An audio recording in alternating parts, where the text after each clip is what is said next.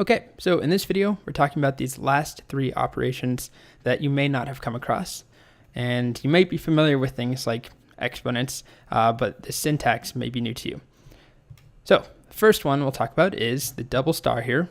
So unlike the single asterisk, which is used for multiplication, 2 stars, 2 asterisks will be used to raise a number to a given power. So let's try it out. In my terminal here, open up Python 3. And let's do something like 2 to the third power.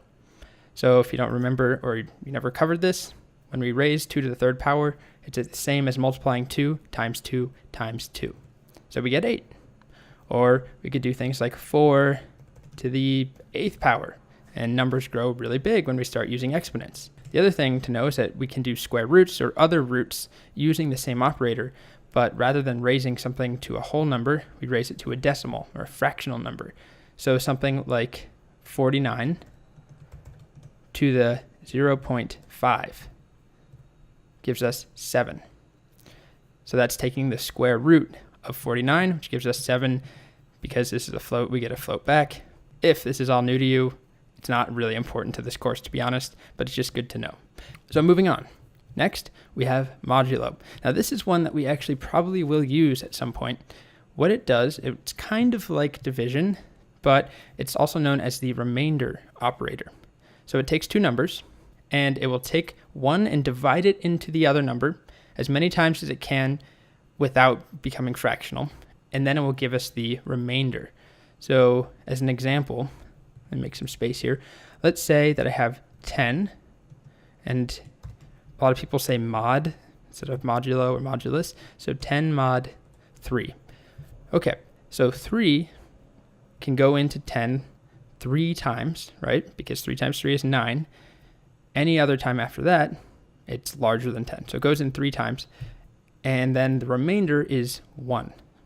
So we get 1. It gives us the remainder.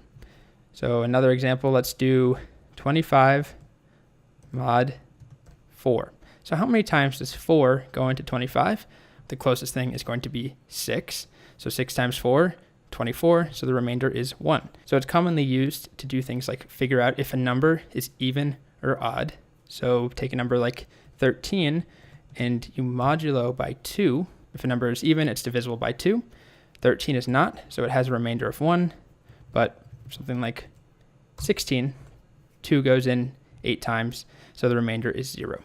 So this, like I said, is used to figure out if numbers are even or odd, which is actually used surprisingly often in programming.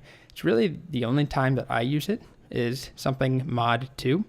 Of course, we know we're typing 16 and 13. We know if they're even or odd from the outset, but shortly we'll be working with variables, and this data won't be something that is hard-coded in. Okay, so that's mod or modulus. It's known as the remainder operator. Now the final weird operator is integer division, 2 slashes. So recall when we did something like 10 divided by 3. We get 3.33333. And even though these are two integers, 10 and 3, we get a float back because Python does that by default. Regular division, whether you give it floats or integers, it's going to return a float. But if we don't want that, we can do 10//3. And what this will do is do the division. It just gives us an int in return. So no float, just an int. So let's just try a couple others. Let's do 6 divided by 7, double slash. You can see it gives us 0.